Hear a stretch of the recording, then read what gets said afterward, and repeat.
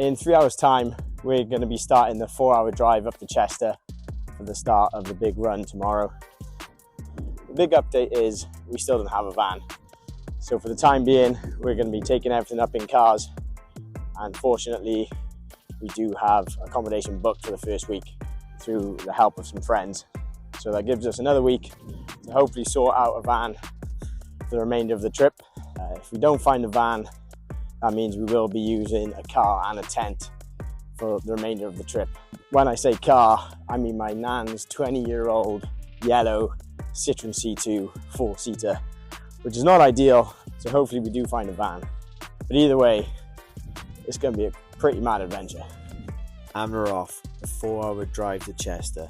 This is a different car to the one I mentioned previously, but that is a story for the next video. It is fully loaded, and that is without camping gear. We made a pit stop in mid-Wales, and I met up with Luke from Fairway Nutrition, who supplied me with a huge amount of gels and a few water bottles for this challenge. Never met the bloke before, but what a legend. I can't wait for him to join in for a run or two. We finally made it to Chester around 8 PM, met up with Charlie and Faye, our friends we met in Queenstown. Had a great catch up, some good food, and you know it's going to be a good run when you perform like this on a G-split. Bash! We stayed at Faye's parents' house, who live not far from Chester. They whipped up my go-to breakfast of chorizo and scrambled eggs before we drove into Chester and parked up. Threw on the colourful Hoka Clifton 10s, opened up a pack of gels and Fairway Nutrition, and made our way to the cathedral, the official start point of the run.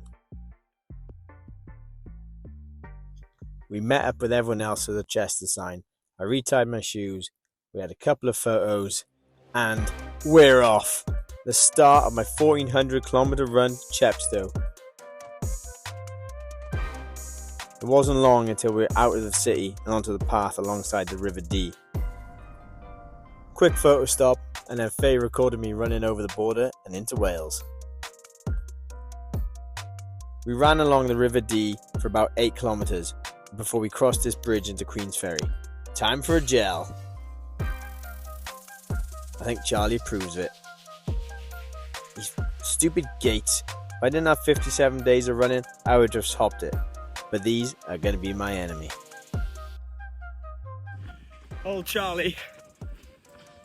Oh! This is the furthest he's ever ran. Before this was 10k. And he's just about to do his first ever half marathon on day one. Yeah, let's go! Come on!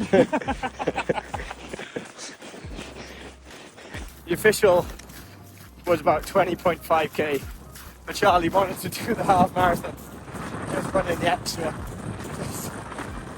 Just so he does his first ever half. Just like that, day one done, 56 to go, and what a location for a post-run stretch right outside Flint Castle.